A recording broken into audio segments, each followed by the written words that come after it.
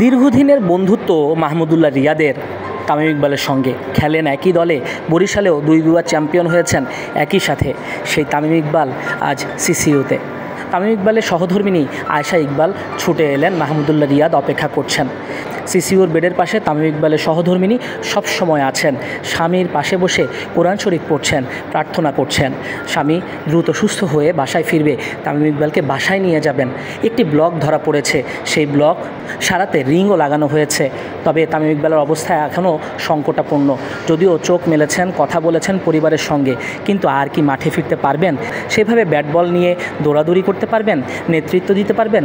যারা এই ধরনের অপারেশন করে তাদের বুঝে শুনে চলতে হয় জীবনের প্রতিটা পদক্ষেপে যতদিন বেঁচে থাকেন।